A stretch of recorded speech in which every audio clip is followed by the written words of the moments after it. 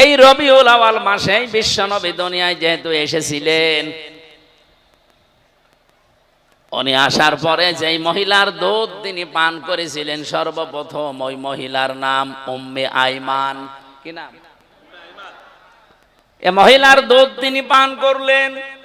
দ্বিতীয় নম্বরে এই পৃথিবীতে নিজের মা ছাড়া আর একজন মহিলার দুধ তিনি পান করেছিলেন, তার নাম হালিমাতুস সাদিয়া রাদিয়াল্লাহু তাআলা আনহা।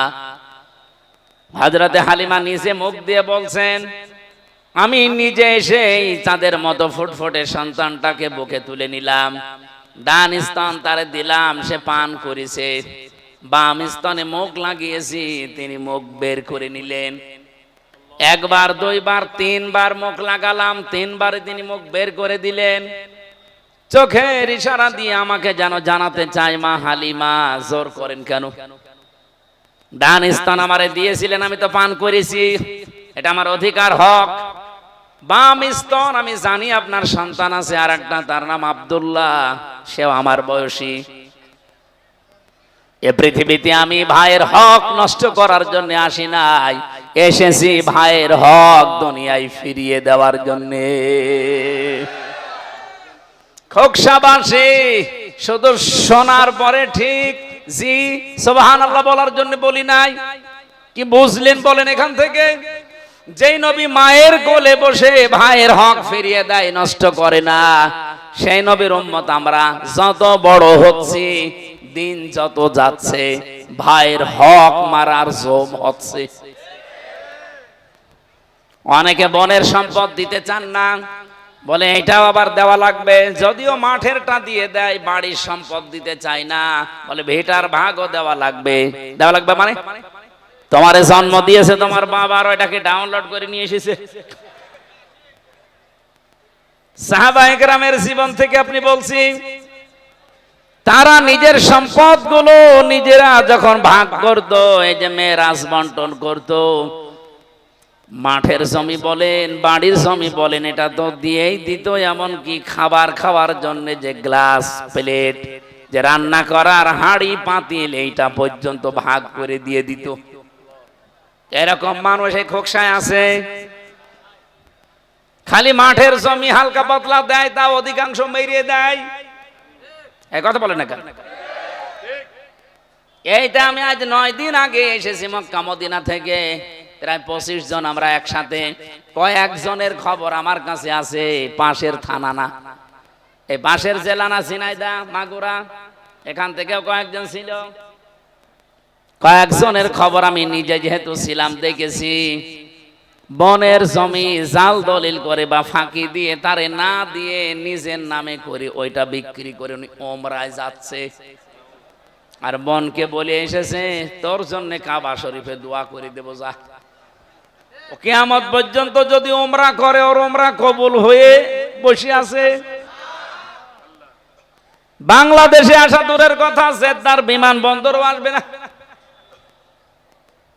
হ্যাঁ, নামের আগে আপনি হাজী সাহেব উপাধি পাবেন, মানুষ আপনাকে আলহাজ বলে ডাকবে, এতটুকু শেষ। আর আসার সময় ওই জমজমের পানি আর খেজুর নিয়ে এসে মন মতো খাবেন, এই শেষ। কিচ্ছু হয়নি, কারণ জমি যেটা দেননি ওটা দেওয়া ছিল ফরজ, আর যেটা করে এসেছেন ওমরা, এটা ছিল নফল। তামাম পৃথিবীর কতগুলো নফল এক জায়গায় করলে একটা ফরজ হয়? তামাম পৃথিবীর কতগুলো সুন্নত এক জায়গায় করলে একটা ফরজ হয় না? সুন্নত সব এক জায়গায় করলে একটা ফরজের দাম যেহেতু হয় না। আপনি যেটা করে আসলেন ওমরা, এটা কি সুন্নত ছিল না ওমরা নফল ছিল? একটা নফল করতে গিয়ে আপনি ফরজ জিনিস বাদ দিয়ে দিয়েছেন।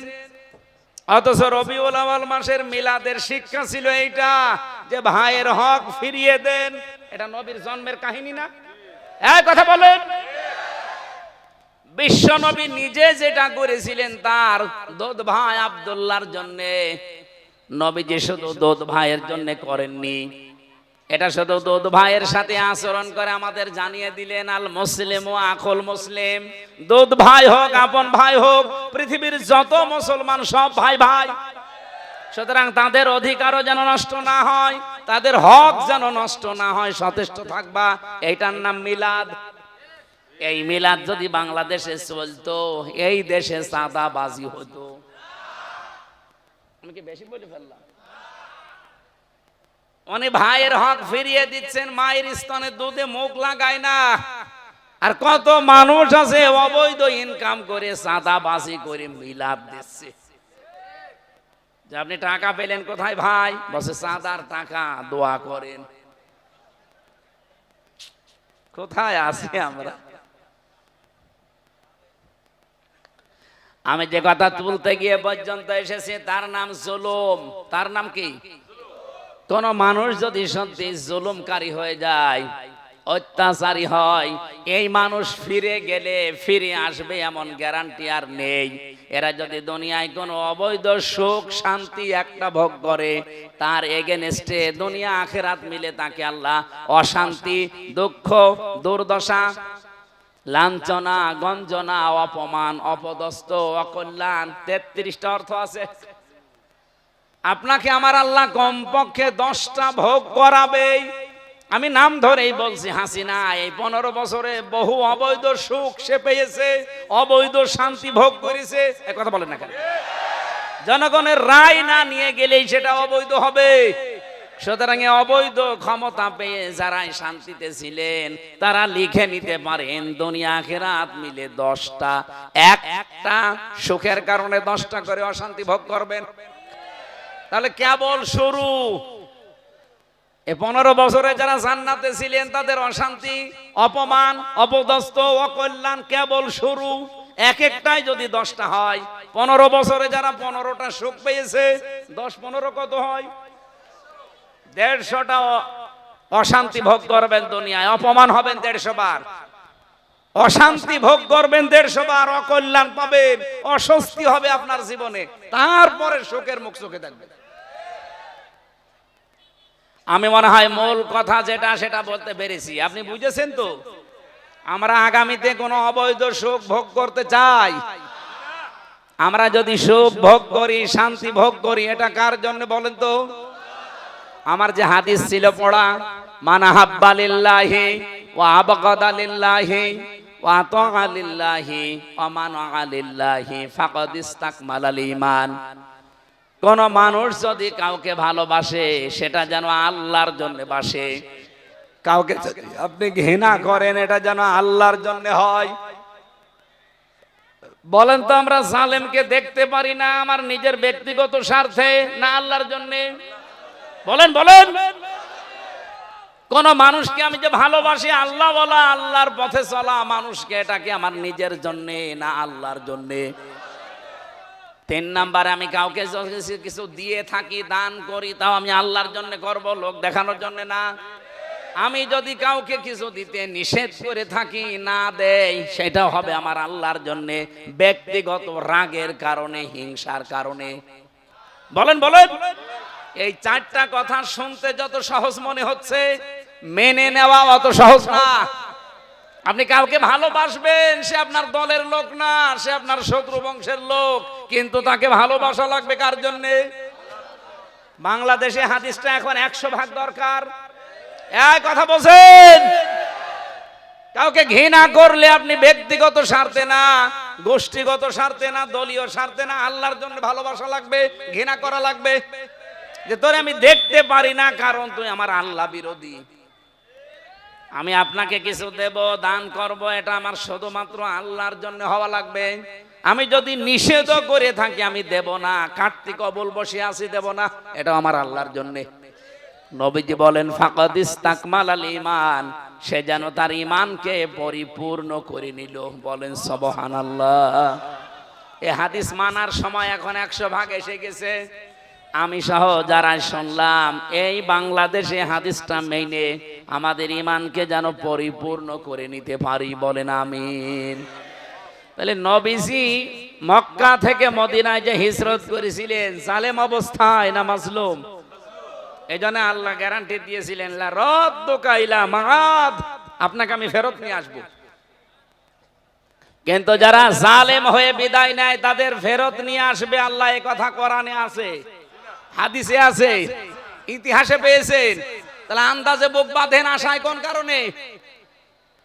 কি বলতে চাই আপনি বুঝে ফেলেছেন, এই জন্য আমি নিচে নামলাম না। সুতরাং সব ওই মিথ্যা আশা, মিথ্যা আকাঙ্ক্ষা বাদ দেন, যেটা বাস্তবের সাথে মেলে সেই দিকে আসেন। জালেমরা এই পৃথিবীতে, বিশেষ করে বাংলার মাটিতে আর ফেরত আসতে পারবে না। আর কেউ যদি জালেম হয়, যে অবস্থা আমাদেরকে শিখিয়েছে ৩৬শে জুলাই, কেউ না জালেম যদি আগামীতে তৈরি হয় সে টিকেও থাকতে পারবে না ইনশাআল্লাহ। দল মত জাতি বর্ণ ধর্ম নির্বিশেষে আজকের অনুষ্ঠানে এসেছেন আমি জানি। আজকে বহু হিন্দু এখানে আছে। আমি আজকে আসর থেকে মাগরিব পর্যন্ত একটা অনুষ্ঠানে ছিলাম কুষ্টিয়া ত্রিমোহনী। এরপরে গণসংযোগ করার জন্য আমার এই এলাকার মানুষেরা প্রায় ৫০-৬০ জন পেছনে নিয়ে গেল।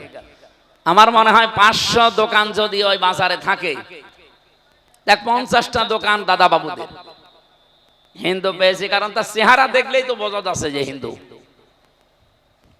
এখানে আমার মনে হয় বহু মানুষ এলাকায় যদি হিন্দু বসবাস করে থাকে, তারাও এসেছে কোরআনের জন্য। কারণ কোরআন শরীফ শুধু মুসলমানদের জন্য না, কি কথা বলেন? হাদা বায়ানুল লিন্নাস হুদাল লিন্নাস, মানুষ পদবাচ্চে যারা বিবেচিত তাদের জন্য আল্লাহ কোরআন দিয়েছেন। এই জন্য আপনি যদি মানুষ হয়ে মানুষের উপরে জুলুম করেন, আপনি কিন্তু আর দুনিয়ার মানুষের টার্গেট না, আপনি টার্গেট কার? আপনি সরাসরি আল্লাহর মামলার আসামি। আমরা যেন এরকম দুর্ভাগ্যে পড়ে না যাই, খুব সচেতন থাকা লাগবে। আমার দ্বারা কারো অধিকার যেন, হক যেন নষ্ট না হয়। আল্লাহ মেনে চলার সুযোগ করে দাও, বলেন আমিন। দরুদ সালাম পাঠ করছি কারণ এটা রবিউল আউয়াল মাস। এই মাসটা ১ বছর পরে এসেছিল, দেখতে দেখতে চলেও যাচ্ছে। কিন্তু যেগুলো নিয়ে এসেছিল আমাদের কাছে, আমরা ওগুলো নিতে পারি না। খালি জিলাপি, খেচুড়ি আর ইয়া নবী সালাম আলাইকা শেষ। এর জন্য আসে, ওই যে বললাম না, এরকম শিক্ষা দিতে আসে। দ্বিতীয় নম্বরের শিক্ষা হচ্ছে, নবীজি এই মাসে দুনিয়াতে আসার পরে তিনি যেখানেই গেছেন সেখানেই আল্লাহ রহমত দিয়ে ভরে দিয়েছেন। হযরতে হালিমা বলেন যে গাধা বা খচ্চর নিয়ে এসেছিলাম, এটা নিজেই নড়তে পারে না। আমি আস্তে আস্তে সবার পেছনে পড়ে গেছি। আমি নিজে মক্কা থেকে সেই জায়গায় গিয়েছিলাম, ১০০ কিলোমিটার তায়েফ। এখন তো পাহাড়ে রিং রোড করা, এভাবে ঘুরতে ঘুরতে ওঠা যায়। ১৫০০ বছর আগে হযরতে হালিমা যখন এসেছিলেন তায়েফ থেকে, এই পাহাড়ি এলাকায় এই শহরটা, ওই সময় তো আর রিং রোড ছিল না, সিঁড়ি দেওয়া ছিল না। পাথর ধরে ধরে কত কষ্ট করে এসে আমি আসতে আমার দেরি হয়ে গেছে। সবাই দেখি ধনের দোলাল দোলালি যারা, তাদেরকে নিয়ে চলে গেছে। আমার ভাগে পড়ে আছে একেবারে ওই জীর্ণ শীর্ণ ঘরে, আমেনার ঘরে। আল্লাহর নবীর ঘরের সামনে দাঁড়িয়ে তার দাদা আব্দুল মুত্তালিব দুহাত তুলে হাঁকার দিচ্ছে, আহ্বান জানাচ্ছে। এই ঘরের ভেতরে একটা এতিম মাসুম বাচ্চা আছে। বেশি টাকা কড়ি দেওয়া যাবে না, যার ভালো লাগে পছন্দ হয় তাহলে নিয়ে যেতে পারেন। হযরতে হালিমা বলেন, সর্বশেষ আমি এসে দেখি কেউ আর নেই, সবাই আমার আগেই চলে গেছে। ঘরের ভেতরে প্রবেশ করে দেখলাম একেবারে খালি হাতে ফেরত যাওয়ার চাইতে অন্তত কিছু নিয়ে যায়। হযরতে হালিমা তো সাদিয়া বলেন, আমি তখন মুশরিকা, আমি ঈমান আনি নাই, আমি মুশরিকা, একজন অমুসলিম মেয়ে লোক। আমি আল্লাহ কি রাসূল কি ওগুলো আমি বুঝি না, কারণ আমার কাছে ওই দাওয়াত আসে নাই। অথচ আমি ঘরের ভেতরে প্রবেশ করে দেখি আকাশের চাঁদ যেন আমেনার কোলে ধরা দিয়েছে। দেখতে যেহেতু ভালো লেগে গেছে, স্বামীর সাথে পরামর্শ করলাম যে দেখতে তো ভালো লাগছে, কি করা যায়? নিয়ে চলো। শুধুমাত্র কোলে তুলে নিয়েছি, আমার স্তনে এমনিতেই দুধ ছিল না। তাকে তুলে নেওয়ার সঙ্গে সঙ্গে আমার স্তনে আল্লাহ দুধ দিয়ে ভরে দিয়েছে। আমি বাইরে এসে দেখি আমার স্বামী ছাগল বলে বকরি বলে যেটা, এখান থেকে ২ বালতি দুধ দহন করে নিয়ে আমার সামনে হাজির। জিজ্ঞাসা করলাম, দুধ পেলেন কোথায়? স্বামী আমারে ডাক দিয়ে বলে, হালিমা, কি একটা কেরামতি বুঝলাম না, কিছুক্ষণ আগে যেই বকরির স্তনে দুধও ছিল না, হঠাৎ দেখি তাদের স্তনগুলো দুধে পরিপূর্ণ হয়ে গেছে। আমি কিছু নিয়ে এসেছি, এখনো পর্যন্ত স্তনে দুধ আছে। হযরতে হালিমা বলেন, শুধু আমি তুলতে দেরি, খচ্চরের ওপরে যে গাদা নড়তে পারতো না সেটা এখন দ্রুত গতিতে চলতে আরম্ভ করেছে। বাড়িতে নিয়েছিলাম, আমি নিজে গিয়েছিলাম হালিমার বাড়িতে। এবার ওই বাড়ি এখন নেই, কিন্তু সেই দৃশ্যগুলো মনে হচ্ছে। ওখানে যাবার পরে দেখি আমার খেজুর গাছগুলো মরে শেষ, খেজুর ছিল না। তো মুহাম্মদুর রাসূলুল্লাহকে আমার বাড়ির এরিয়ায় প্রবেশ করাতে দেরি, পাকা পাকা খেজুর ধরতে দেরি হয়নি। কুয়ায় পানি ছিল না, দেখি পানি চলে এসেছে। যতদিন আমার কাছে মোহাম্মদ এই ছেলেটা ছিল, ততদিন অভাব কারে বলে আমি চোখে দেখিনি। অভাব আমার আল্লাহ সব দূর করে দিয়েছে। এটা রেকর্ড হচ্ছে, এই জন্য বলছি, পৃথিবীর মুসলমানেরা, রবিউল আউয়াল মাস খালি নবীর মিলাদ পড়ে সিরাত আলোচনা করে শেষ করে দেবেন আপনি না। এই যে 27টা শিক্ষা বলছিলাম, একটা পেলাম কি, ভাইয়ের হক ফিরিয়ে দেওয়া লাগবে। 2 নম্বরে রহমত ছিলেন তিনি, ওমা আরসালনাকা ইল্লা রাহমাতাল লিল আলামিন। আল্লাহ কিন্তু আলম বলেন নাই, আলামিন দিয়েছেন। রহমাতাল লিল মুসলিমিন বলেন নাই, রহমাতাল লিল আলামিন বলেছেন। আমি আমার নবীকে তামাম পৃথিবীতে যত জগৎ আছে, যত জগৎ আমি বানিয়েছি, সব জগতের জন্য আমার নবীকে আমি রহমত করে পাঠালাম। হযরতে হালিমা একজন মুশরিকা মহিলা। এই মহিলা যদি নবীকে কোলে তুলে নেওয়া থেকে শুরু করে বাড়ি পর্যন্ত তার সব আল্লাহ রহমত আর বরকত দিয়ে ভরে দিতে পারে। তিনি যেখানে যাচ্ছেন সেখানে রহমত বরকতে আল্লাহ ভরে দেয়। সে আল্লাহ এখন আর নেই, সেই নবীর আদর্শ এখন নেই। ফাইনা তাযহাবুন, কোথায় যাচ্ছেন আপনি? আসেন, ফিরে আসেন রাসূলের আদর্শের দিকে। বিশ্ব নবী মুহাম্মদুর রাসূলুল্লাহ এই রবিউল আউয়াল মাসে এসেছিলেন রহমত হয়ে।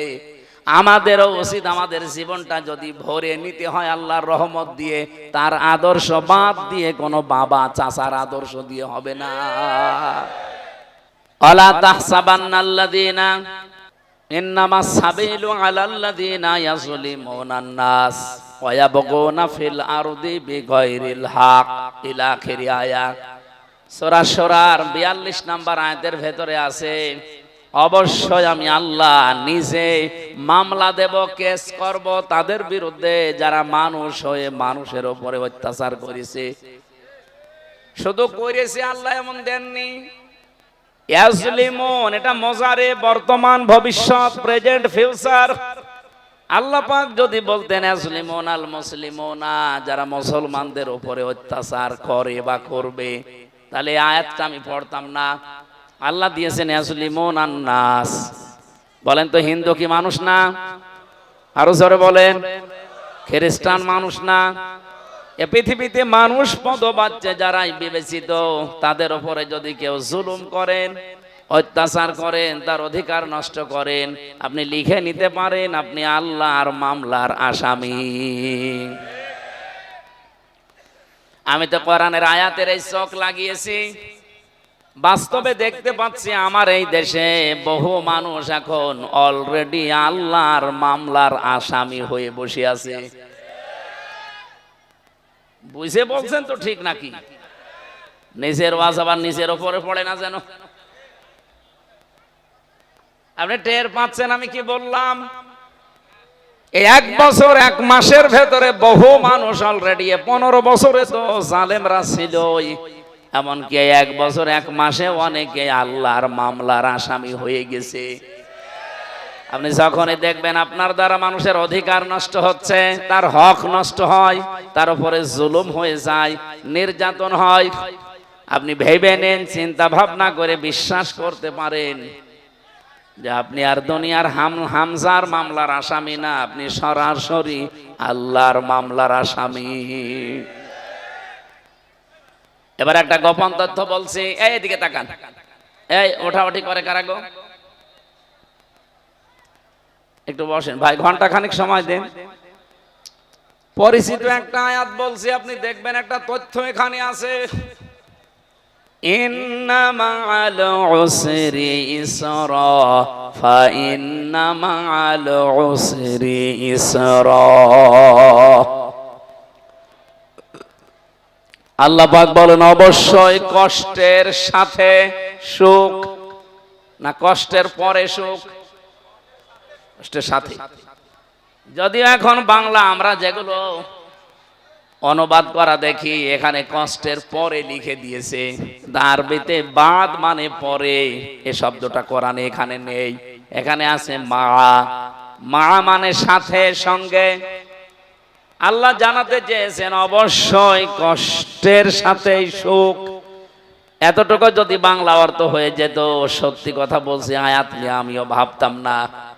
আয়াতের ভেতরে গুরুত্বপূর্ণ শব্দ হচ্ছে উসরুন, দেওয়ার আগে আল্লাহ দিয়েছেন এর আগে আলিফ লাম, এটা নির্দিষ্ট, এটা মারেফা। কিন্তু ইসরা দেওয়ার আগে আল্লাহ আলিফ লাম দেয়নি। উসরুন মানে কষ্ট, ইসরা মানে সহজ, শান্তি, সুখ, স্বস্তি, নিরাপত্তা, কল্যাণ, অনেকগুলো অর্থ আছে। এদিকে তাকান, কষ্টের আগে আল্লাহ আলিফ লাম দিয়ে নির্দিষ্ট করে দিলেন, এর আগে দিয়েছেন মা, এর আগে দিয়েছেন ইন্না। সূরা আলাম নাসরার আয়াত। আমি এখান থেকে যেটা বের করতে পেরেছি তাফসীর পড়ে, আপনি একটু মিলান তো দেখেন আপনার জীবনে আবার মিলে যায় কিনা। দুনিয়াতে কোনো মানুষ যদি একটা কষ্ট সহ্য করে, আর এই কষ্টটা যদি হয় আল্লাহর জন্যে, রাসূলুল্লাহর জন্যে, মানবতার জন্যে। এটা ক্লাস চলছে ভাই, বারবার বাবা ওঠাউঠি করলে তো ছুটি দিয়ে দেওয়া যাবে। এবার আমার প্রশ্ন, যেহেতু ক্লাস চলছে, আমি বিশ্ববিদ্যালয়ে এইভাবে ক্লাস করেছিলাম, ডক্টর লোকমান। উনি কোনো বিষয় যদি বোঝাতেন 45 মিনিটের ক্লাসে কমপক্ষে 20 মিনিট শুধু প্রশ্ন করতেন। এই জন্য একবার প্রশ্নের দ্বারা যেটা বোঝা যায় জীবনে ওটা মানুষ ভোলে না। আমি ক্লাস নেওয়ার ট্রেনিং তো জানি, এই জন্য ওই ট্রেনিং খাটাচ্ছি, আপনাদের উপরে অ্যাপ্লাই করছি। আপনার কষ্টটা আপনি পেলেই হবে না। কষ্ট যদি আপনি আল্লাহর জন্য পেয়ে থাকেন, রাসূলুল্লাহর জন্য পেয়ে থাকেন, মানবতার জন্য পেয়ে থাকেন, এই তিনটা কারণের যে কোনো একটা কারণে যদি দুনিয়ায় কেউ কষ্ট পায়, তার একটা কষ্টের সাথে সুখ আছে কয়টা? যেহেতু ইসরা এটা অনির্দিষ্ট না কেরা, কমপক্ষে তো তিনটা আছে। সর্ব ঊর্ধ্বে আপনি 70টা পর্যন্ত, 700 পর্যন্ত পাবেন। কোরআনে কারীম জানিয়েছে মান জাবিল হাসানাতি ফালাহু আশরু আমসালুহা লিহা। এই পৃথিবীতে কোনো মানুষ যদি একটা ভালো কাজ করে, এই একটা ভালো কাজের জন্য কমপক্ষে তারে 10টা নেকি দেওয়া হয়। একের বদলে কয়? আরো জোরে বলেন। তাহলে এই জায়গায় আপনি একটা কষ্ট যদি সহ্য করেন দুনিয়ার জীবনে, কমপক্ষে দুনিয়া আখিরাত মিলিয়ে আপনাকে আল্লাহ 10টা কল্যাণ, শান্তি, সুখ এটা তো দেবেই। ঊর্ধ্বে যত দেবে এটা আল্লাহর ব্যাপার, নিম্নে এটা দেবেই। এবার আসেন আমরা বাস্তবে নিয়ে যাই, আমার কষ্টটা সত্যিই কি আল্লাহর জন্য হয়েছে? আমার কষ্টটা কি রাসূলুল্লাহর বিধান মানতে গিয়ে হয়েছে? আমার কষ্টটা কি এই দুনিয়াতে মানবতার পক্ষে থাকতে গিয়ে হয়েছে? এই তিন কারণের বাইরে যদি কোনো মানুষ কষ্ট পায়, ওই কষ্টের কারণে যে সে সুখ পাবে, শান্তি পাবে, স্বস্তি পাবে, নিরাপত্তা পাবে, এ কথা কোরআনে নেই। বহু মানুষ আছে পরকীয়া প্রেম করে কষ্টে আছে। এই দেশে নেই পরকীয়া প্রেম নেই? আমি এই যে পর্যন্ত বললাম, বলেন এই পর্যন্ত আপনি বুঝেছেন কিনা? আলেম যারা আছে আমার মনে হয় তারা হালকা বুঝতেছে। আপনার কষ্ট হওয়া লাগবে আল্লাহর জন্য, রাসূলের জন্য, মানবতার জন্য। আপনি যদি পরকীয়া প্রেম করে কষ্ট পান, ওই কষ্টের জন্য সুখ পাবেন না। এই জন্য এই কষ্টতে যারা আছেন, এই কষ্ট লাঘব করা দরকার। এই মুহূর্তে তওবা করে ফিরে আসেন যে না, আমি আর ওই লাইনে নেই। যারা রাজি আছেন দেখে হাত তোলেন তো। ঠিক আছে, তাহলে 180 মাইল বেগে চলছে এই এলাকায়। সম্মানিতা মা বোনের, আজকে পরকীয়া এই যে শব্দটা, এটা অনেক দিন লিপ্ত ছিল। আমি নাম নিলাম না, চাষির সাথে আউযুবিল্লাহি মিনাশ শাইতানির রাজিম মনোমালিন্য হয়ে গেছে, রাগ আর কন্ট্রোল করতে পারে নাই চাষি, শেষ পর্যন্ত ব্লেড দিয়ে ওই ভাতিজার জায়গা কেটে দিয়েছে। এবার কাজ যা করবি কর। এখন এই যে জায়গা কেটে দিল, এ কি কষ্ট পাচ্ছে না? এই কষ্টের পরেই তো সুখ আসতেছে। ওকে আল্লাহর জন্য কষ্ট পিস, রসুলের জন্য, মানবতার জন্য না, কিসের জন্য?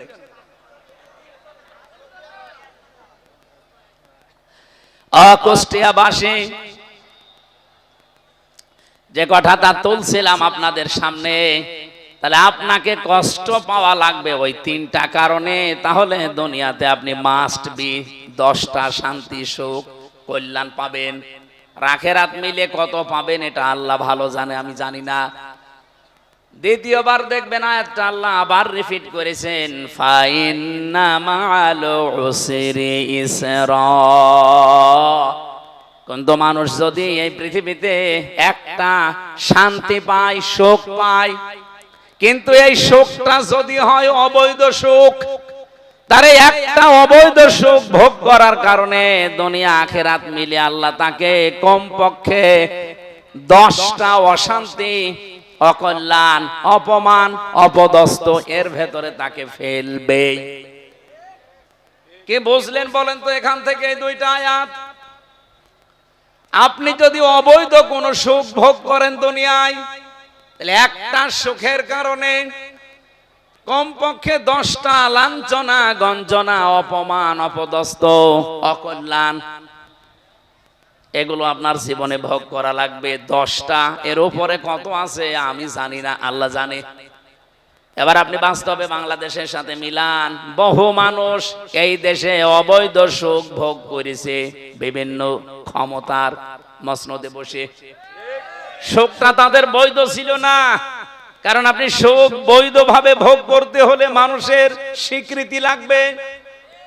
অন্তত অন্য 54 বছরের অন্য হলো বাদে দিলাম, এই 3 টার্মে তো আমি নিজে উপস্থিত।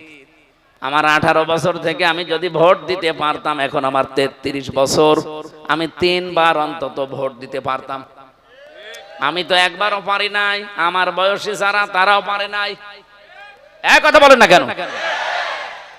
সুতরাং এই যে হাজার হাজার প্রায় 4 কোটির উপরে আমার বয়সী মানুষ এখন এই দেশে, 18 কোটি মানুষের প্রায় 4 কোটি আমার এই বয়সের মানুষ এবার নতুন তারা ভোট দেবে।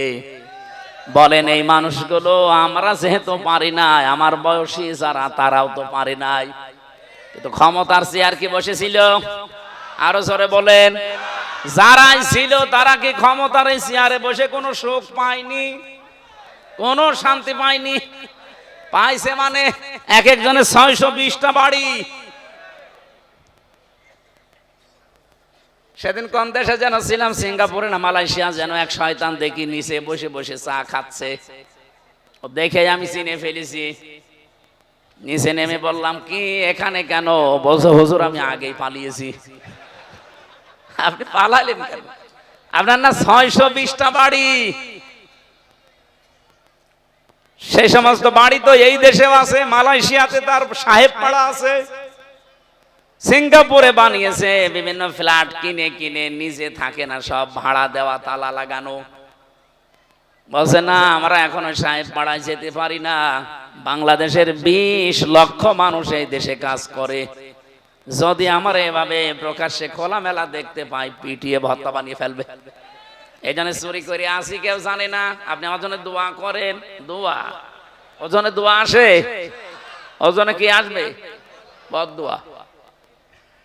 একটা বাড়ি আমার বাবার আমি থাকতে পারি না, 6 মাস থাকি রাস্তায় রাস্তায়। আরো 620টা বাড়ি বানিয়েছে শয়তান। ও থাকবে কবে? ও কিয়ামত পর্যন্ত হায়াত পেলেও তো এত বাড়ি থাকা সম্ভব না। কি আপনি চিন্তা করেন তো, একটা বাড়িতে আমার দাদা গেছে বিদায় হয়ে, বাবা গেছে, এখন আছে, আমিও আছি, তাই থাকতে পারি না। এক বছরে 12 মাসের প্রায় 6 মাস রাস্তায়, 2-3 মাস বাইরের দেশে, আর এই বাকি সময়টা বাড়ি থাকা। একটা বাড়িতে এত পূর্বপুরুষ বিদায় নিল, আমিও চলে যাব। আর কি শান্তি পেয়েছে, চেয়ারে বসে 620টা বাড়ি বানিয়েছে, একটাও থাকতে পারে না, সব তালা লাগানো। এ দেশের বিভিন্ন জায়গায় যেগুলো বানিয়েছিল জনগণ সব গুড়িয়ে দিয়েছে, আর বাইরের দেশের যেগুলো, ওগুলো ভাড়াও কেউ নেয় না, কেউ জিজ্ঞাসা করলো মার খাবে। এমন কঠিন কষ্টে আল্লাহ তাদেরকে রেখেছে। আমার নিজের দেখা, এক একটা হোটেলে থাকে 20,000, 50,000, 1 লাখ টাকা ভাড়া। মর এবার জমানো টাকা দিয়ে কয়দিন চলবেন এভাবে জেলখানার মতো? বাইরে তো আসতে পারেন না, একটা ঘরের ভেতরে 24 ঘন্টা আপনার তালামালা। আমার রেখেছিলেন ফাঁসির কন্ডেম সেলে, তালা লাগানো। আপনিও আছেন প্রায় কন্ডেম সেলে, শুধু ভালো খাবার পাচ্ছেন তাই। আমারে মোবাইল দিতেন না, খাবার দিতেন না ভালো, আর আপনি ওইগুলো একটু পাচ্ছেন। এই বাকি আমি যা ছিলাম আপনি ওই রকমই আছেন। আমি যে কথা এই কোরআন থেকে নিয়ে আসতে চাই, যেহেতু কোরআনের কোনো কথা মিথ্যা নেই, 100% সত্য না 98%? তাহলে দুনিয়াতে কেউ যদি অবৈধ শান্তি পান, একটা সুখ ভোগ করেন, আপনাকে কষ্ট ভোগ করা লাগবে কয়টা? যেন আগামীতে কেউ যেন অবৈধ কোন সুখ শান্তি দুনিয়ায় ভোগ করতে না পারেন, সেই ব্যবস্থা এদেশের মানুষের করা লাগবে। খালি ঠিক বলি চিল্লালেন, কি বললাম, কতদূর বাঁশ গেল টের পেয়েছেন? ঠিক আছে। সুতরাং বাস্তবতা, আমরা নিজেরা অন্যায় করব না, অন্যায় কেউ করবে আমরা বেঁচে থাকতে আমি মেনেও নেব না। হয় অন্যায় বন্ধ হবে, না আমাদেরকে বিদায় করা লাগবে। কথা বলেন না কেন? জুলাই যোদ্ধা যারা আপনি দেখেছেন, তারা প্রশাসনের গলির সামনে দাঁড়িয়ে বলেছিল, হয় মেরে ফেলেন, নাই তো বাড়ি যাব না। এদেশের মানুষ যেহেতু এখন সচেতন, অন্যায় করে জীবনও আপনি টিকে থাকতে পারবেন না। এই জন্য যারা আছে কাজে আছেন, কাজটা যেন অবৈধ না হয়ে যায়, যেন জুলুম না হয়। যদি জুলুম এবং অবৈধর ভেতরে পড়ে যায়, আপনি চর্ম চোখে দেখতে পাচ্ছেন যে 1 বছরে তো বহু টাকার মালিক হয়ে গেছি, এ টাকা জীবনও আপনার হাতে থাকবে না, এ তো যাবে, আর ও নিজের বাবারটাও যাবে। আমার কুষ্টিয়াতে আমার আসনে দেখলাম বহু মানুষ 1 বছরে বহু কিছুর মালিক হয়ে গেছে আল্লাহর নামে। একজনই চাঁদা তুলেছে কয়েক কোটি টাকা, বলেন সুবহানাল্লাহ। আবার মুসলমান চাঁদা তোলার পরে উনি আবার কি করবে, যে রবিউল আউয়াল মাস আরম্ভ হয়ে গেছে, এটা কি মাস? রবিউল আউয়াল মাস আসলেই তো মানুষ নবীজির নামে কি করে, মিলাদ দেয় না? এলাকায় মিলাদ নেই? এই যে মিলাদ দেয়, মিলাদ মানে বেলাদুন থেকে যা এসেছে, এর বাংলা অর্থ হচ্ছে জন্ম বৃত্তান্ত। তাহলে যারা এই এলাকায় বিভিন্ন বাড়িতে মিলাদ দেন, রসুলের জন্ম নিয়ে আলোচনা করেন, এটা খারাপ না, আপনি করেন। কুষ্টিয়াবাসী, মিলাদ থেকে যে শিক্ষাগুলো ইতিহাসের কিতাবে আছে, সিরাতের কিতাবে আছে, আপনি আর রাহিকুল মাখতুম পড়েন, সিরাত ইবনে হিশাম পড়েন, সিরাত বিশ্বকোষ পড়েন, নবী রহমত পড়েন, মানবতার বন্ধু মুহাম্মদ রাসূলুল্লাহ পড়েন। আমি প্রায় 13টা গ্রন্থ পড়া শেষ করে এইটা পেয়েছি মিলাদে। মিলাদ যদি কেউ পড়তে চান, দিতে চান, তারে কমপক্ষে 27টা শিক্ষা নেওয়া লাগবে। একটাও নাই না, আন্দাজে মিলাদ পড়ছে, ইয়া নবী ভাইটা শুরু হয়ে গেছে। এবার আসেন তো একটা শিক্ষা নিয়ে যাই, এটা রেকর্ড হচ্ছে, এই জন্য বলছি, পৃথিবীর মুসলমানেরা, রবিউল আউয়াল মাস খালি নবীর মিলাদ পড়ে সিরাত আলোচনা করে শেষ করে দেবেন আপনি না। এই যে 27টা শিক্ষা বলছিলাম, একটা পেলাম কি, ভাইয়ের হক ফিরিয়ে দেওয়া লাগবে। 2 নম্বরে রহমত ছিলেন তিনি, ওমা আরসালনাকা ইল্লা রাহমাতাল লিল আলামিন। আল্লাহ কিন্তু আলম বলেন নাই, আলামিন দিয়েছেন। রহমাতাল লিল মুসলিমিন বলেন নাই, রহমাতাল লিল আলামিন বলেছেন। আমি আমার নবীকে তামাম পৃথিবীতে যত জগৎ আছে, যত জগৎ আমি বানিয়েছি, সব জগতের জন্য আমার নবীকে আমি রহমত করে পাঠালাম। হযরতে হালিমা একজন মুশরিকা মহিলা।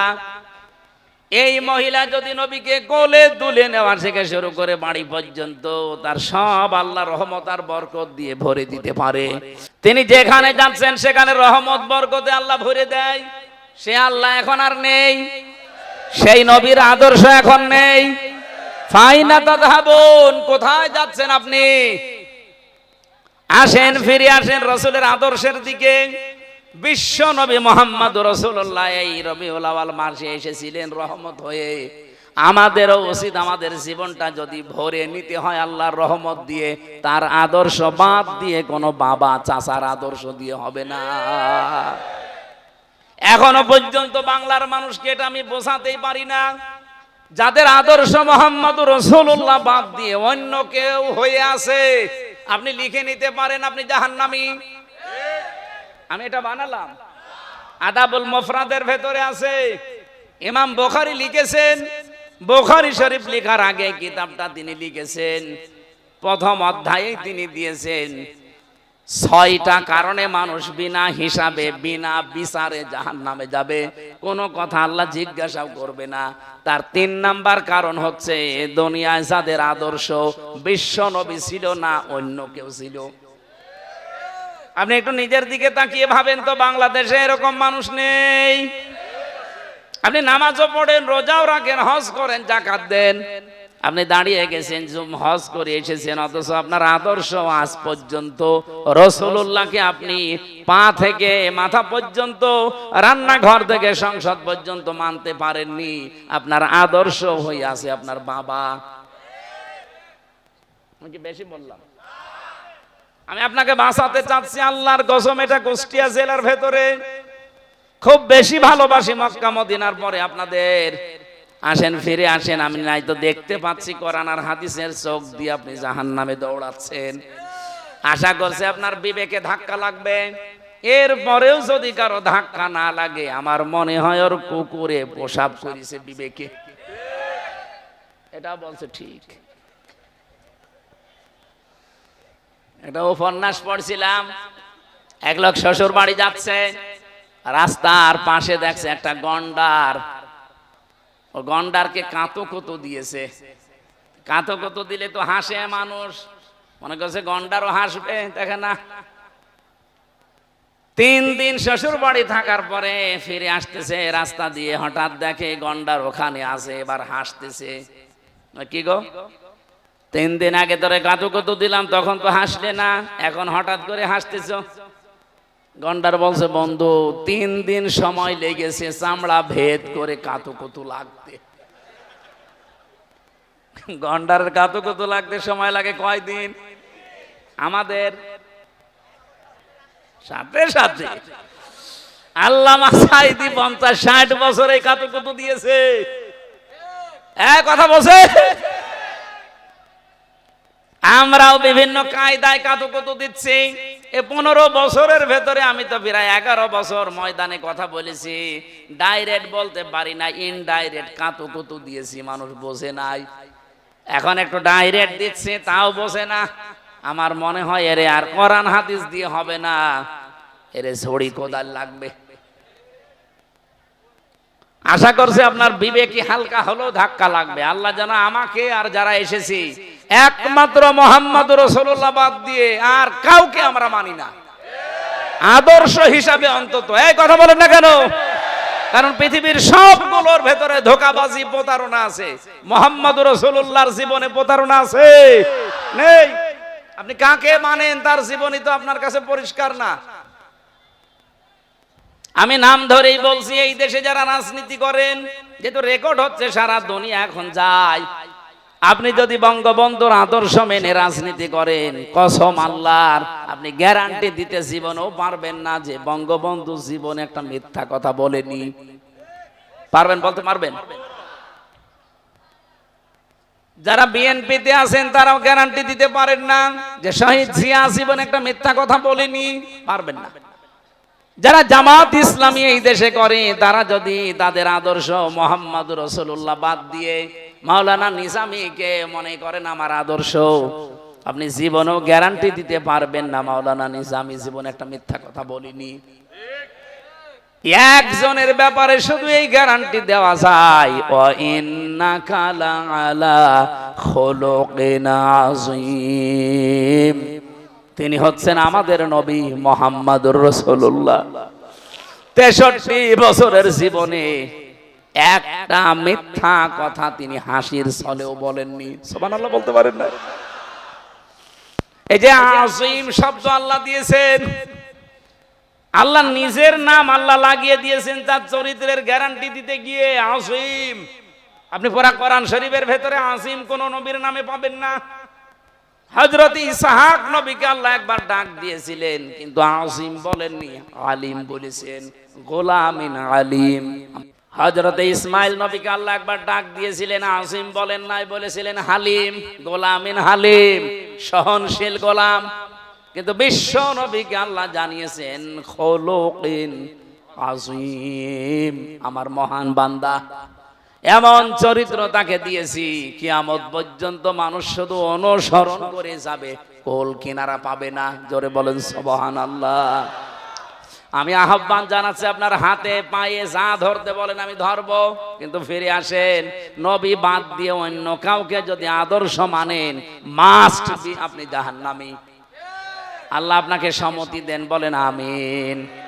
কোরআনে কারীম থেকে আমরা সূরা দাহার বা সূরা ইনসান বলা হয় 4 এবং 5 নাম্বার দুইটা আয়াত পড়েছি, একটা জান্নাতের একটা জাহান্নামের।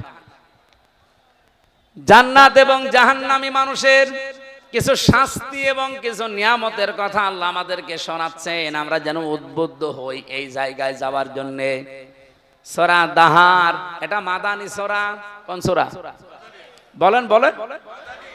পরা কোরআন শরীফের ভেতরে যতগুলো সূরা আছে, এখানে আমরা যারা কোরআনের সাথে সম্পৃক্ত কম বেশি সবাই আমরা জানি বা বিশ্বাস করি যে কোরআনে কারীমের সূরা 2 ভাগে বিভক্ত, একটা মাদানী আর একটা মাক্কি। কোনদিন চিন্তা করেছেন কেন এই নাম দেওয়া হয়েছে? কয়েকটা কারণ আমি পেয়েছি আমার এই ছোট্ট মেধার ভেতরে। একটু তাকান এদিকে ভাই। এক নম্বরে মাদানী সূরা নামকরণ করা হয়েছে যেই কয়টা 9টা কারণ আমি পেয়েছি, তার অন্যতম কারণ হচ্ছে এটা চিনতে হলে সহজ উপায়, এর একটা চিহ্ন আছে। মাদানী সূরা যদি কেউ চিনতে চান দেখবেন সে তার ভেতরে ইয়া আইয়ুহাল্লাযীনা আমানু আছে, বা ঈমানদারকে আল্লাহ অ্যাড্রেস করেছেন। কিন্তু মাক্কি সূরার ভেতরে ইয়া আইয়ুহাল্লাযীনা আমানু নেই, আছে ইয়া আইয়ুহাল ইনসান বা ইয়া আইয়ুহান নাস। এবার আমার প্রশ্ন, যারা এখানে লেখাপড়া হালকা করেছেন তাদের কাছে একটু খেয়াল করেন তো, 92টা সূরা মক্কা আর 22টা সূরা মদিনায়। এই 92টার ভেতরে কোনো দিন আল্লাহ ইয়া আইয়ুহাল্লাযীনা আমানু বললেন না। কেন বলেননি? ওই সময় কি মক্কায় নবীজি ছিল না? বলেন বলেন। আবু বকর ছিল না? হযরত ওসমান ছিল না? এত বড় বড় ঈমানদার থাকার পরেও আল্লাহ ইয়া আইয়ুহাল্লাযীনা আমানু বলেননি। ওহে যারা ঈমানের দাবিদার না, বলেছেন ইয়া আইয়ুহান নাস, হে মানব মণ্ডলী। এই মানুষগুলোই যখন মক্কা থেকে মদিনায় হিজরত করে বিশ্বনবী নিজে, আবু বকর সিদ্দিক, হযরত ওমর ফারুক রিদওয়ানুল্লাহি তাআলা আলাইহিম আজমাইন, এই মানুষগুলো মদিনাতে যাবার পরে যখন রাষ্ট্র গঠন করে রাষ্ট্রটা কোরআন দিয়ে চালিয়েছে 10 বছর। কয় বছর? এই 10 বছরে যতগুলো সূরা 22টা, এই 22টা মাদানী সূরার ভেতরে আল্লাহ উল্লেখ দিয়েছেন 89 বার আছে ইয়া আইয়ুহাল্লাযীনা আমানু, ওহে ঈমানের দাবিদার। আমার এই মেধার ভেতরে এই চিন্তাটা এসেছে এই মাক্কি মাদানী সূরার এই ইঙ্গিত, এই যে চিহ্ন সিমটাম, তাদের যে সূচিগুলো দেখে এতটুকু আমি বুঝতে পেরেছি মক্কায় নবীজি ছিলেন, আবু বকর ছিল, কিন্তু মক্কার দায়িত্বে, রাষ্ট্রের দায়িত্বে ছিল আবু জেহেল। যতদিন পর্যন্ত কোরআনে কারিমের বিধান কায়েম করা না যায়, ওই দেশে যত বড় সুফি দরবেশি বাস করুক না কেন, আল্লাহর দৃষ্টিতে তারা পূর্ণাঙ্গ ইমানদার হতে পারে না। অথচ এই মানুষগুলোই মদিনায় গেছে, মদিনায় যাওয়ার পরে রাষ্ট্র গঠন করে রাষ্ট্র ক্ষমতা নিয়ে তারা কোরআন দিয়ে রাষ্ট্র চালিয়েছে।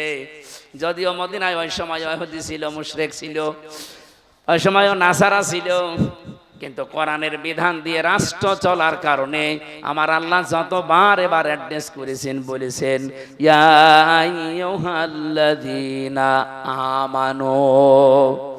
এই 54 বছরে এখনো পর্যন্ত কোরআনের 500 আইন আছে, একটাও চলে নাই। আপনি যত বড় সফি দরবের আকাশ দিয়ে উড়িয়ে যান, হাজার হাজার মুরিদ আপনার, আল্লাহর কসম আল্লাহর দৃষ্টিতে এখনো আপনি পরিপূর্ণ ইমানদার হতে পারেননি। এই জন্য আমরা চাচ্ছি এবার জোয়ার যখন অলরেডি উঠে গেছে, আমি তো শুধু খোকসা নিয়ে নেই, সারা বাংলাদেশের 630টা থানায় আমি কম বেশি যাচ্ছি, সারা দেশে আওয়াজ উঠেছে এবার আমরা কোরআনের আইন দেখতে চাই। খোকসাবাসে এটা শুধু আপনাদেরকে উত্তেজিত করার জন্য বলি না, আর আমার বানানো কথাও না। এদেশের রিপোর্ট আসতেছে আন্তর্জাতিক ভাবে, 100 জনের মাত্র 15 জন আগে বলতো আমরা ইসলাম চাই এই দেশে। এই 1 বছর 1 মাসের ব্যবধানে এখন 100 জনের 77 জন মানুষ বলছে আমরা এই দেশে ইসলাম চাই। এমনি বলছি জোয়ার উঠে গেছে, সারা দেশের অবস্থা এখন ঠিকই। এই জন্য অনেক জালেম মাথা ছাড়া দিয়ে উঠছে, নাড়া ছাড়া দিচ্ছে। আপনি যতই নাড়া ছাড়া দেবেন তত আপনার আযাবুল বুলডোজার নাজিল হবে। 32-33 হবে, সুতরাং নাড়া ছাড়া বাদ দেন। জোয়ার যখন এসেছে একবার দেখেন না কেন কোরআন দিয়ে দেশ চললে কেমন দেখা যায়, দেখতে মনে চায় না আমাদের? আমি আপনাদের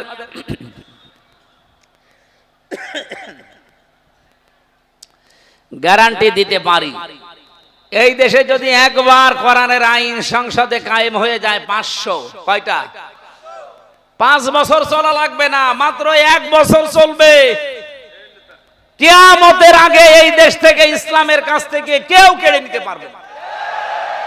আশপাশের যে প্রতিবেশীগুলো আছে দাদারা, তো ইমান যাদের নেই তারা তো ট্রাকের চাকা বাঁচতে হলেও ভয় মরে যায়। আর ওদের তো যে অবস্থা, আমি তো নিজে ভারতে বহুবার গেছি, আমি দেখেছি। ওদেরকে আপনি শুধু বলেন এই মেরে ফেলবো, কিন্তু ও আপনাকে বাপ না দুলাভাই ডাকবে। ভারতের বহু রাজ্যে আমি ঘুরেছি, কারণ এই দেশে আল্লাহর ওলি তো কথা বলতে দিত না। ওই দেশে মুসলমানেরা হালকা শক্ত আছে, মাঝে মাঝে বিভিন্ন প্রদেশে নিয়ে যেত। ওই মুশরিকরাও আসতো, হিন্দু যারা, তাদের সাথে মিশে দেখেছি এরা মরণকে কেমন ভয় পায়। মুসলমানদের আমার মনে হয় খাঁটি মুসলমান যারা, এদের আর যাই থাক মরণের ভয় নেই। বলেন বলেন, এটার প্রমাণ এই 36 জুলাই। ওদের জীবনের দাম ছিল না, বলেন বলেন। অথচ বুক পেতে বলেছে, বুকের ভেতর বইছে ঝড়, বুক পেতেছে গুলি কর। সত্যি সত্যি গুলি করে আবু সাইদকে বিদায় করে দিয়েছে। তারপরও ছেলেটা পিছপা হয়নি, জীবন দিয়ে দেশের মানুষকে দেখিয়ে গেছে যে দেওয়ালে পিঠ থেকে গেলে আর কোনো দিকে নড়াচড়া করা যায় না। প্রশ্ন আসতে পারে ওর সামনে পেছনে তো খালি জায়গা ছিল। আরে ভাই, ওর জীবন তো অবরুদ্ধ করে দিয়েছিল। বাংলাদেশে এই 15.5 বছরে বিশেষ করে যোগ্যতা থাকার পরও আপনার শুধু দলীয় পরিচয় নেই, চাকরি হবে না, বৈষম্যের শিকার হয়ে আপনি থাকবেন মরণ পর্যন্ত। এ ছিল না? বহু অফিসার আমি দেখেছি, তাদেরকে ওএসডি করে রেখে দিয়েছে পুলিশ লাইনে, ওই হেডকোয়ার্টারে। ওর কোনো কাজ নেই, শুধু বসে থাকা ছাড়া। এই মানুষগুলো দেশপ্রেমিক ছিল, সৎ ছিল, এই জন্য তাদের কাজ করতে দেয়নি। এখন তো সরকারি বিভিন্ন অফিসে যাওয়া লাগছে, ডিসি, এসপি, টিওনো, সিভিল সার্জন অফিস সহ হাসপাতাল, বহু জায়গায় যাওয়া লাগছে। এখন দেখতেছি এই মানুষগুলোর মনের অবস্থা, বলে আজ 15 বছর 17 বছর কিচ্ছু করতে পারি না, সুযোগ যখন পেয়েছি অন্তত যতদিন দায়িত্বে আছি সততার সাথে পালন করবে, এতে যা হয় হবে। বাংলাদেশে আপনি দেখতে পাচ্ছেন না, সিলেটের ডিসি সরওয়ার আলম কি আরম্ভ করেছে কয়েকদিনে, যে কোথায় পাথর আছে নিয়ে আসা লাগবে না, জীবন ঝালাপালা করে দেব। আমার মনে হয় এরকম সরওয়ার ভাইয়ের মতো সারা বাংলাদেশে 1628 জন এখন দায়িত্বে আছে, সব লাগবে না, শুধুমাত্র 200 মানুষ যদি এরকম তৈরি হয় না, এই দেশটা দুর্নীতি মুক্ত হয়ে যাবে ইনশাআল্লাহ। আর এই দেশকে কি ঔষধ দেওয়া লাগবে, এটা তো কোরআনে আছে না নেই? আর আমরা বিশ্বের বিভিন্ন দেশ থেকে এটা পেয়েছি, দেখতেছি যে মানুষকে টাইট করতে হলে ঔষধ কোন জায়গায় দেওয়া লাগে। মালয়েশিয়ার মতো একটা দেশ, তারা আজ 21 বছরে দাঁড়িয়ে গেছে। এই দেশ থেকে এখন আমরা যাই, ওখানে রাস্তা ঝাড়ু দেয়, 4 কাপ ধোয়া মোছা করে, রাতের বেলা রাত 1:30, 2টা, 3টা যে দেখি রান্না করছে। বাংলাদেশে বাড়ি কোথায়? কুষ্টিয়ায়। কোথায়? কুমারখালী, খোকসায়। 7.5 লাখ 8 লাখ টাকা খরচ করে যে 30,000 টাকা উপায়, 8 ঘন্টা 10 ঘন্টা 12 ঘন্টা ডিউটি। তারা যদি এখন এই দেশের মানুষকে শ্রমিক হিসাবে ব্যবহার করতে পারে, তাদের শুধু মরুভূমি, পাথর, পাহাড় আর পাম গাছ, তাছাড়া কিচ্ছু নেই। আর আমাদের দেশে এমন কোন সম্পদ নেই যা নেই, ইউরেনিয়াম থেকে শুরু করে সব আছে, শুধুমাত্র সততা এইটা নেই। এরকম কিছু মানুষকে আপনি বসিয়ে দেন, আমার কুষ্টিয়া প্রমাণ।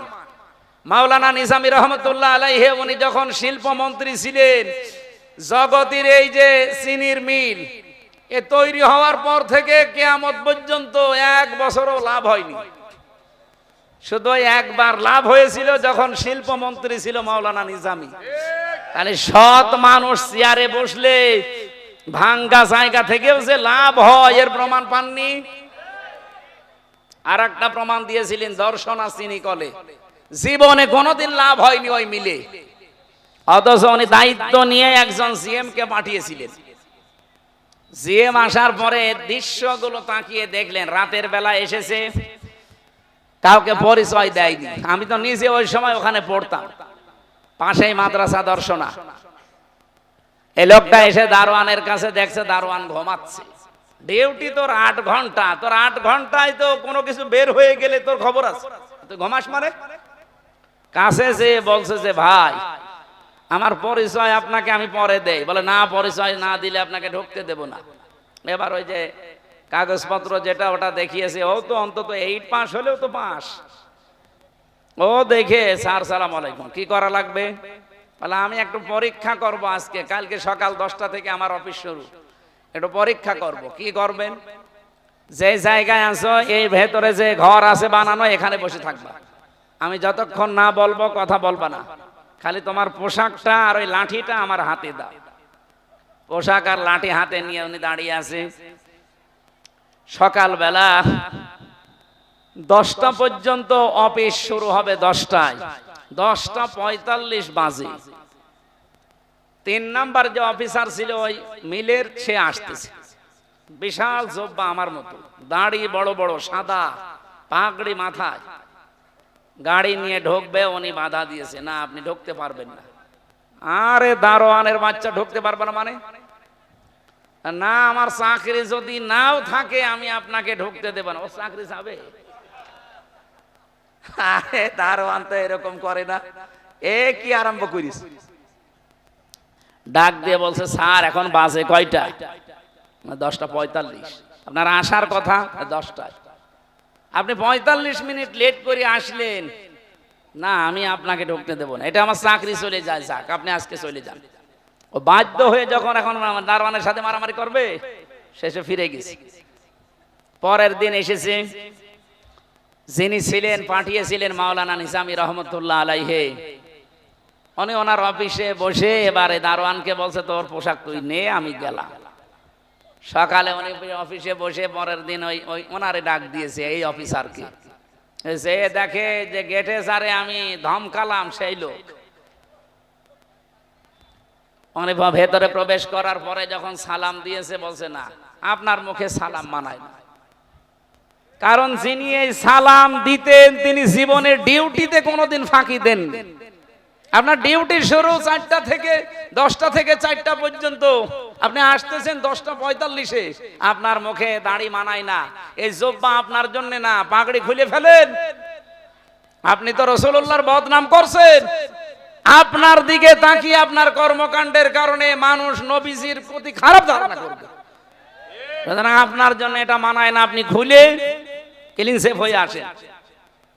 লজ্জা পেয়ে ওই দিন থেকে যে ভালো হয়ে গেছে, 10টায় অফিস 10 মিনিট আগে এসে বসে থাকে।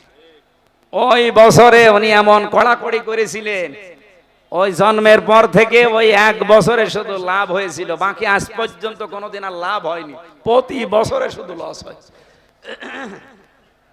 সম্মানিত ভাইরা, আমি যেটা বোঝাতে চাই, ঔষধ কোথায় দেওয়া লাগবে আমরা জানি।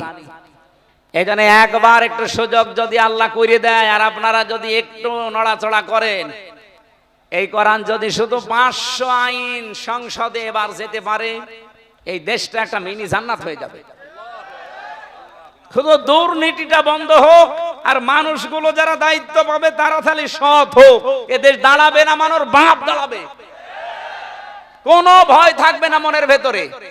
আমি মালয়েশিয়াতে 2000 কিলো 2500 কিলো পর্যন্ত রান করতাম, কারণ বাংলাদেশের চাইতে প্রায় 7 ডবল বড় ওই দেশটা, বিশাল দেশ, মরুভূমি, পাহাড়, পাথর, বিশাল এলাকা। রাত 2টা-3টার সময় যাচ্ছি, কোনো ভয় নেই, গার ভেতরে সমসম করে ওঠে রাত 2টা-3টার সময়।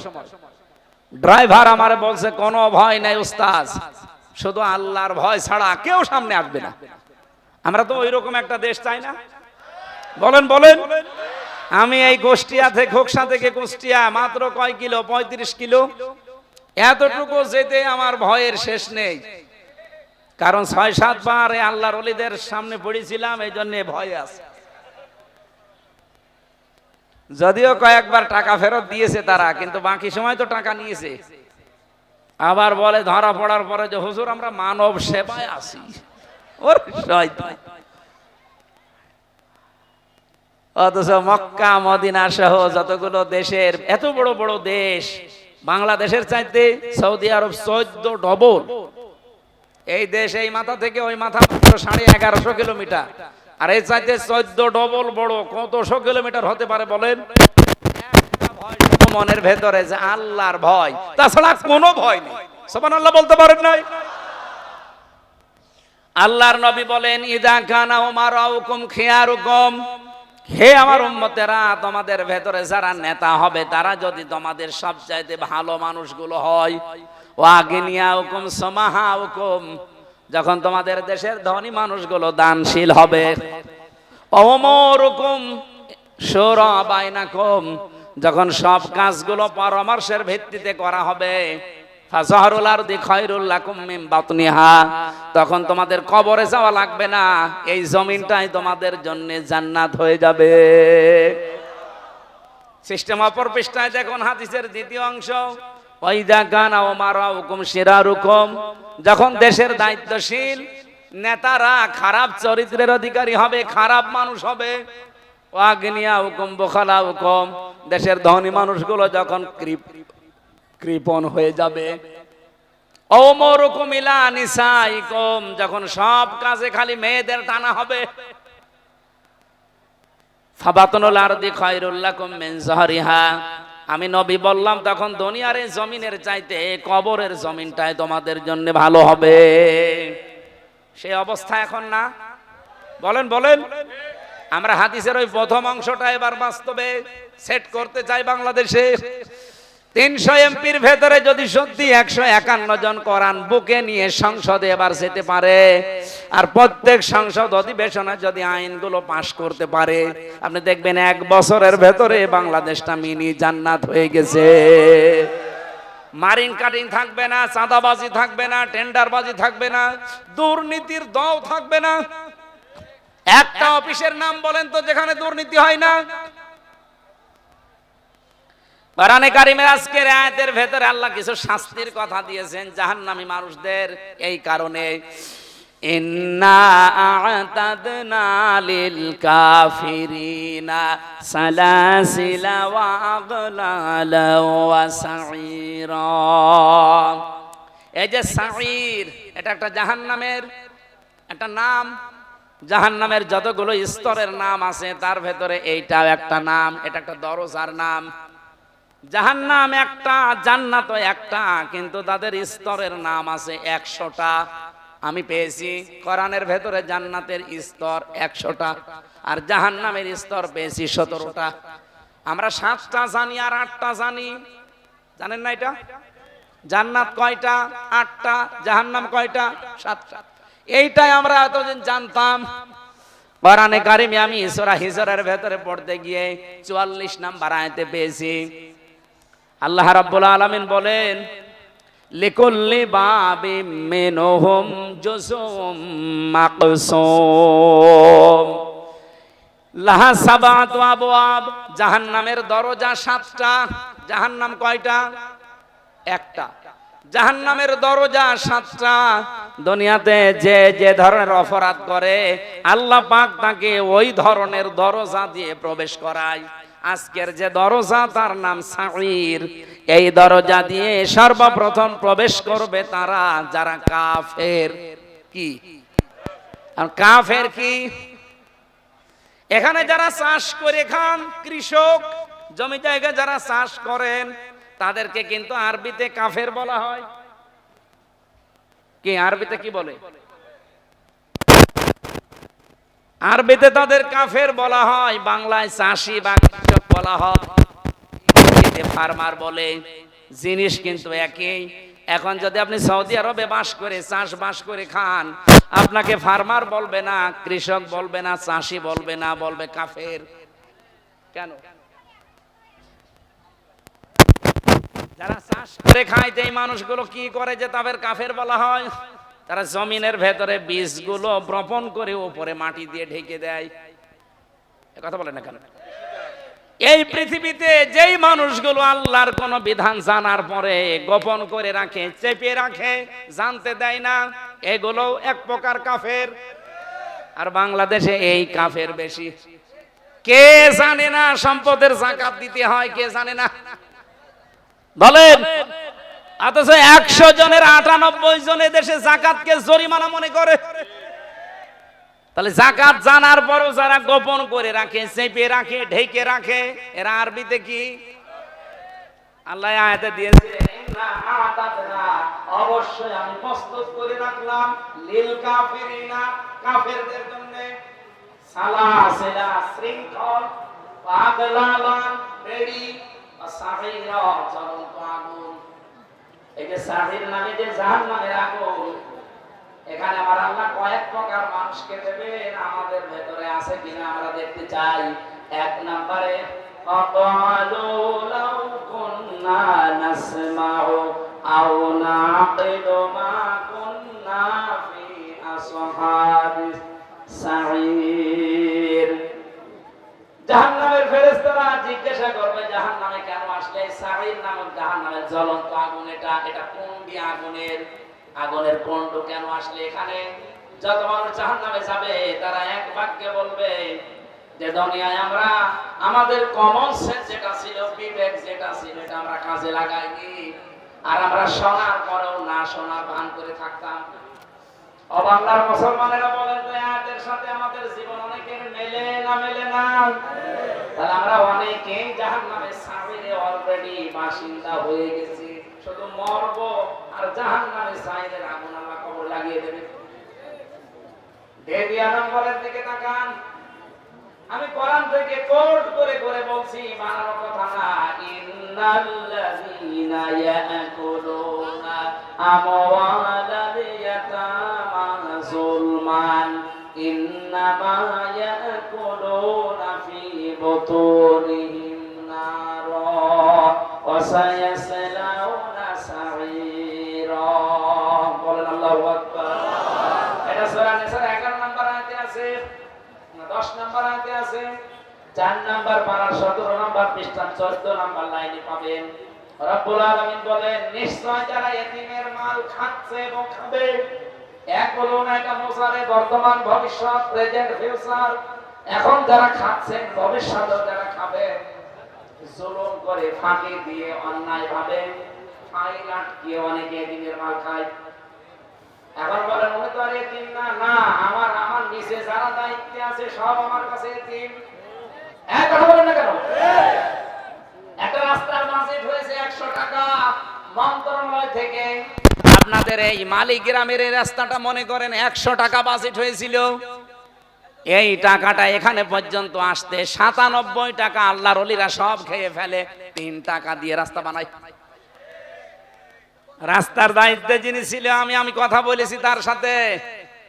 এই লোকটা আমারে বলছিল, হুজুর আমরা তো রাজনীতি করা মানুষ, এদেশে রাস্তার ব্রিজের জন্য যত বাজেট আসে, এই সচিবের সাথে আমি কথা বলে দেখলাম, উনি বলছিল মাত্র 3 টাকা খরচ হয়, আর 97 টাকা ওখান থেকে এই মেম্বার পর্যন্ত সব পেটের ভেতরে ঢোকায়। এই যে যা বাজেট হয়েছিল এদেশের জনগণের বাজেট না? বলেন বলেন। তাহলে এই জনগণ গুলো ওই 1628 জন মানুষের কাছে এতিম না? বলেন বলেন। এই এতিমের মাল যারা এতদিন খেয়েছেন, আল্লাহ বলেন ইন্নামা ইয়াকুলুনা ফি বুতুনিহিম নার, ওরা যেন পেটের ভেতরে জাহান্নামের আগুন ভর্তি করেছে। ওদের পেট যতই সুন্দর দেখতে মনে হোক, আল্লাহর কসম পেটের ভেতরে মানুষের সম্পদ, এতিমের সম্পদ, জনগণের সম্পদ যারা খেয়েছেন, আপনি বিশ্বাস করতে পারেন ওগুলো আগুন। এতটুকু আল্লাহ শেষ করেননি, ওয়াসায়াসলাউনা সাঈরা। সিন দিয়েছেন সেন্টেন্সের আগে, সিন সাউফা কদ লাম, এরকম 13টা শব্দ আছে। যদি কোনোটা আসে বাংলা অর্থ দাঁড়ায় খুব তাড়াতাড়ি। তার মানে যারা এতিমের সম্পদ ভক্ষণ করেন অন্যায় ভাবে, জুলুম করে, ফাঁকি দিয়ে, আপনি শুধু মরতে দেরি, নামাজি হন, রোজাদার হন, হাজি হন, কবরে আল্লাহ জাহান্নামে সাইরের আগুন লাগিয়ে দেবে। আল্লাহ আমি সহ যারা শুনলাম আমাদেরকে এই 2টা অপরাধ থেকে বাঁচাও। এরকম 5টা অপরাধের কথা আছে এই সাইরে যাওয়ার জন্য। এর পরের আয়াতে আল্লাহ দিয়েছেন ইন্নাল আবরার ইয়াশরাবুনা মিন কাসিন কানা মিজাজুহা কাফুরা। অবশ্যই যারা আবরার, আবরার মানে আমার কুষ্টিয়ার কুমারখালীর আবরার ফাহাদ না, আবরার শব্দের শাব্দিক অর্থ নেককারগণ। যারা দুনিয়া আল্লাহর দৃষ্টিতে নেককার হতে পারবে, এই মানুষগুলোর জন্য আল্লাহ একটা পান পিয়ালা রাখবেন, মিন কাসিন কানা মিজাজুহা কাফুরা, তার সাথে আল্লাহ কাফুর মিশ্রিত করে দেবেন। এমন একটা নদীকে কাফুর বলা হয়। এই যে মিন কাসিন কানা মিজাজুহা কাফুরা, আল্লাহ কাফুরের ব্যাখ্যায় আমি ইবনে কাসির থেকে বলছি, এমন একটা নদী আপনাকে আল্লাহ দান করবে, যে এই নদী যেখানে ইচ্ছা সেখানে আপনি সাথে করে নিয়ে যেতে পারবেন। আমাদের কুষ্টিয়ার গড়াই নদী তো এরকমই, যেখানে বলবো সেখানে চলে যাবে। বলেন বলেন। সুতরাং এমন একটা জীবন গঠন করার আহ্বান জানাচ্ছি। আল্লাহর এই নেককার আবরার এই মানুষগুলোর সাথে যদি সত্যি তার বানানো এই জান্নাতে আমরা যেতে পারি, যতগুলো নহর আল্লাহ আমাদেরকে দান করবেন, ওটা শুধু আমার সাথে পেছনে পেছনে চলতে থাকবে। এখন আমার মনে হচ্ছে আমি নদী নিয়ে কক্সবাজার চলে যাব, আমার সাথে এই দুধের নহর সাথে সাথে চলে যাবে। দুনিয়ায় আমাদের ওয়াজ করা না, মানুষের কোনো কণ্ঠের ক্ষমতা নেই, চোখের ক্ষমতা নেই, কানের ক্ষমতা নেই যে এই বর্ণনা করে বোঝাতে পারে। আল্লাহ আমাদেরকে ওই জায়গা পর্যন্ত পৌঁছানোর তৌফিক দেন, বলেন আমিন। সম্মানিত মা বোন যারা এসেছেন, আপনারা এই আবরারের জন্য, এই কাফুরা এর জন্য আপনাদেরকে প্রতিযোগিতা করা দরকার দুনিয়ার এই ছোট্ট জীবনে। যে যেখানে আছেন, অফি যালিকা ফালিয়াতানাফাসিল মুতানাফিসুন, তোমরা এখন এই নিয়ামত গুলো পাওয়ার জন্য প্রতিযোগিতা আরম্ভ করো। যে যেখানে আছো এই জায়গা থেকে আমরা আমাদের নেক কাজের পাল্লাগুলো ভারী করার মাধ্যমে এই কাফুরা এই বাগান পর্যন্ত পৌঁছাতে চাই। আল্লাহ আমাদের তৌফিক দিন, আমিন। এটা কিছুক্ষণ পরে এখন তাহাজ্জুদের নামাজের সময়, আর আমারও গলা ব্যথা করছে। যতটুকু বলেছি আমি সহ প্রত্যেককে আমল করার তৌফিক কামনা করে শেষ করছি। আল্লাহুম্মা আমিন। লা হাওলা ওয়ালা কুওয়াতা ইল্লা বিল্লাহিল আলিয়্যিল আযীম। রব্বুল আলামিন কোরআনের কথাগুলোই মানুষ দেখো চাতক পাখির মতো এরা বসে বসে কোন মানুষের কথা এভাবে এরা শোনে না। তোমার কথা শোনার জন্য যারা এত পাগল এদেরকে তুমি ওমরের মতো বানিয়ে দাও। আল্লাহ তাআলা এই আয়োজন করতে গিয়ে যারা শ্রম দিল এই যুবকদেরকে, যে মা পেটে নিয়েছে মায়ের পেট, তুমি খাদিজাতুল কুবরার মতো বানিয়ে দাও। এই গ্রামে মাটির নিচে যত মানুষ শুয়ে আছে জান্নাতুল ফেরদাউস নসিব করো তাদেরকে। সম্মানিত মা বোনেরা বিভিন্ন জায়গায় তারা পর্দার আড়ালে বসে আছে, খাদিজার মতো আয়েশার মতো তাদেরকে বানিয়ে দাও। আমরা জানি বহু সংসারে অশান্তি আছে, আল্লাহ তুমি মেহেরবানি করে শান্তি দান করো। সামনে এই দেশটাকে তুমি কোরআনের হাতে একবারের জন্য হলেও তুলে দাও। চর্ম চোখে দেখতে চায় তোমার কালাম দিয়ে বাংলাদেশটা চলছে। বিভিন্ন রোগ শোক নিয়ে যারা হাত তুলেছি আমাদের রোগকে শেফায়ে কামেলা আজেলা বানিয়ে দাও। আগামীতে কোরআনের প্রচারের জন্য, কোরআন বোঝার জন্য মাহফিলটা আরো বড় করে কবুল করে নিও। আল্লাহ আমি নিজেও শারীরিকভাবে অসুস্থ হয়ে গেছি 3টা বছর। জালেমেরা এমন কোন জায়গা নেই তারা টর্চার করে নাই। মেহেরবানি করে আমার জীবনটা তুমি আগের অবস্থায় আবার ফিরিয়ে দাও। বারাকাল্লাহু লানা ওয়া লাকুম ফিল কোরআনিল আযীম। মরণ আসলেই যেন পড়তে পারি লা ইলাহা ইল্লাল্লাহু মুহাম্মাদুর রাসূলুল্লাহ। আসসালামু আলাইকুম।